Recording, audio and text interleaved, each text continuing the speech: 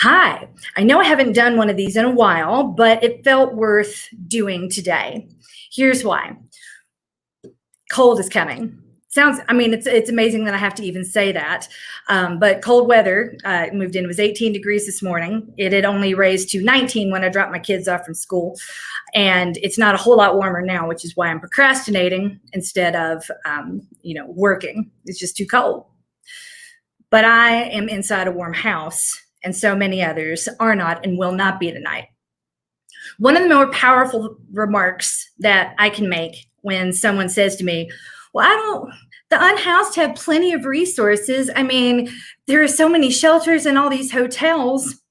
If that person is a pet owner, one of the strongest statements I can make in return is to say, well, would you go without your dog? I would go nowhere without my dog. They'll usually say something really passionate about the dog. And then I point out, well, dogs aren't allowed in shelters. So we're asking you to support people. Some of these people would not leave their animals behind. They chose to stay with the animal instead of let the animal freeze and go and take the shelter space. That is a convincing argument that will usually turn a person who's been clinging to that one particular line. Well, they just won't take services. There are lots of reasons why people don't take services, and animal ownership is one of them. So to that end, there is a nonprofit called Pets for the Homeless. They'll be coming tonight to Monday Night Mutual Aid. And we really hope that you'll come out and support them if you have animal items or, dog food or even bowls that we could put water in. There's a whole list of things on Twitter that I don't have at my fingertips right now, but I really want to take a minute to talk about the two unsung heroes of the revolution. One of them is Buddhist Grandma. No one, and I mean no one, does more for the unhoused in this city than Buddhist Grandma. She is out every single day, breakfast, lunch, and dinner, preparing meals, checking on people, running around. As soon as we get wind of a sweep, she is headed in that direction to make sure that everyone's okay. She is on it, and she has devoted her entire life. And which is why the fact that she's a nun, we have to keep saying it. It's just so impressive. I mean, it's a vow of poverty to take care of those with less, to just care about other people in the community. We try to remember to do it. This is all she does, and she does it despite having taken a vow of poverty from her own pocket.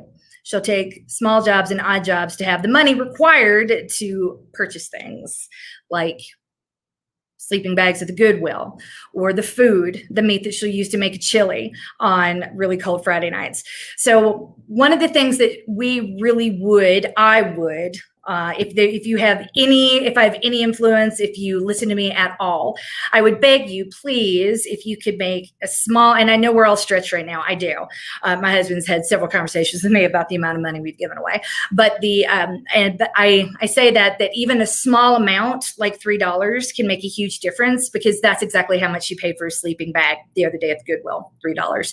So $3 can feed a couple of people the way that she spends it. It can provide some insulation from the cold, all of these critical winter survival items that the city is refusing to provide or do anything about. It is abhorrent that they're not doing anything at all to help our most vulnerable. They're not opening emergency shelters. They're bothered by restaurants being closed and not by the people who are dying on the streets outside of said restaurants.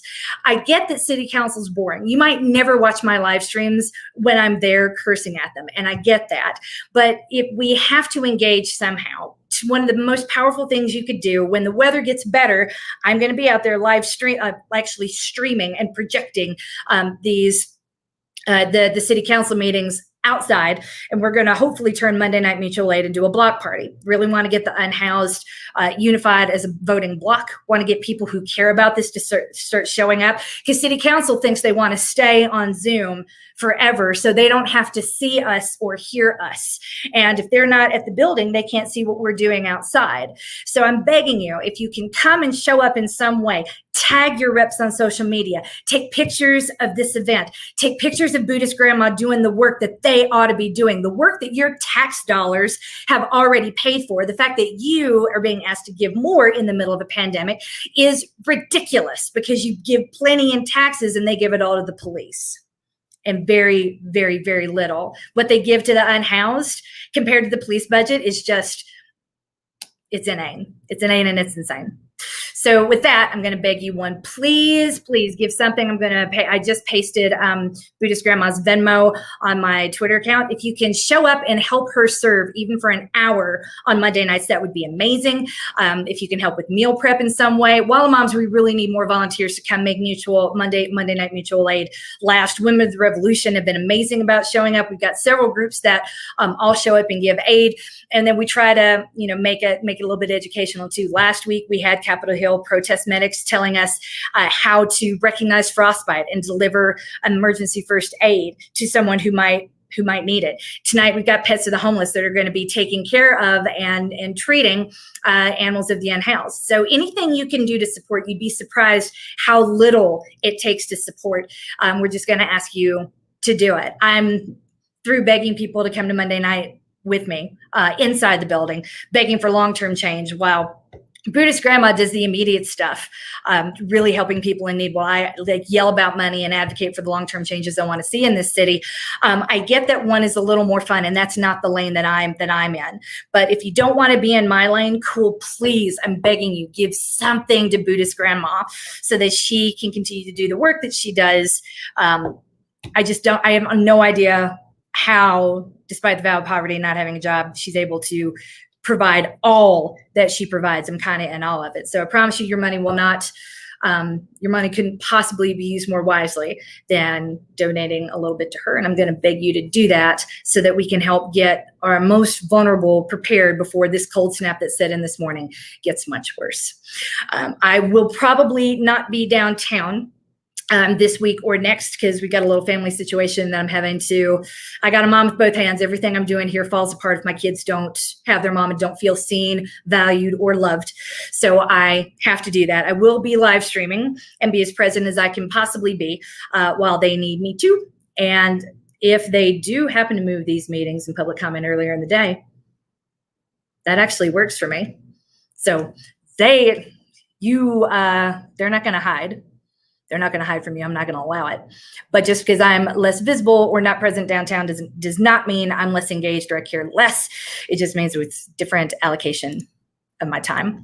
They do need to open the chambers. And the chambers are open. If you go in and knock, they will open them for you. They have to legally. If council is in session, this is part of accessibility. That if you don't have access to a television or to Zoom, then you should be able to watch in a city council chamber. That's a law. So they have to open it for you. If they don't, let me know immediately. Reach out to me directly and I will take care of that. But yeah, they have to open the chambers for you. It's harder for me to live stream there because of the way the sound reverberates and I don't have any control over it because there's a lag between my stream and what the TVs are projecting into the room. So it's actually a little better for everyone when I'm not in the room, when I'm from home. So, but I really wish the original idea had been, we'll do mutual aid outside, then come in, we'll lift the spirits of the unhoused outside, then come inside city council and raise the roof. And let's make Monday nights a must happen sort of thing. Then they went to Zoom and it's gotten harder in the winter. But the challenges the unhoused face have not gotten any easier. So I'm begging you, if there's anything you could do, anything you can give, if you can join us in any way. But honestly, I'm the most powerful thing you can do is tag your reps on social media. They watch my streams, you guys. I can see their names and their aides names and their aides accounts when they click in and tap into the live stream. Doesn't matter where they tap in from. And I'm always looking, and my assistant is too, to see who's watching. So I promise you, they watch and they hear. And when we call them out and read them for filth, they notice and they respond. They just don't respond in the same place because they don't want to give me credit for anything that they do. And that's fine too. But I promise you, tagging them, calling them out when I say, hey, this is awful. If you can retweet it, if you can tag your rep in it and say, hey, why didn't you speak up? I'm watching. Let them know that you're watching. This is one of the most powerful ways you can do it. Emailing them, calling them, hollering on social media, amplifying things that other people say on social media. All of this is really, really, really, really, really important. But today and tonight, the most important thing you can do is give even $5 to Buddhist Grandma so that we can make sure the most vulnerable amongst us survive. They are afraid of being held accountable in person. They really are. It's totally easy to it's easy to dismiss me, right? Like, what is she doing? This is some bored housewife. God, go get a job. I have one. I have a company. It's great. I have a husband. It's great. I have kids. It's great. I make time for this because I believe in it, because I believe in each and every one of you. And the most powerful way I can use my privilege is to show up and yell, so they can't totally dismiss me. At worst, they can say, oh, she's bored. Sure, but I don't make any money from this. I'm never going to run from office. I don't gain any clout from it. But hopefully when I show up, it gives legitimacy to anyone else who may otherwise be dismissed by these people. Oh, they're just a wage worker. We value, it's so important. It's so super important to have clean toilets during a pandemic. But I mean, God, we don't have to pay the toilet workers that much, right? People who clean them, I mean, they're toilet cleaners. It's not like they matter, right? We value the output, but not the person doing the work. And that's the dichotomy that really needs to end. And as far as it's what capitalism gets incredibly wrong. So yeah, it's not easy when your constituents are 6 feet away. And if you can't be 6 feet away, you can still be really loud. You can still be in their face. And that's part of what I'm trying to do here to make that possible for each and every one of you. Because otherwise, like, you might feel like your voice is not heard or it's ignored, but join it with mine, join it with Buddhist grandmas, join it with the rest of the wall of moms. And we're going to become a chorus that can be heard all across Denver. And we intend to use it to benefit every single one of you. Okay. So hopefully we'll see you tonight. If we can't see you tonight, please, please, please give just a little something to Buddhist Grandma.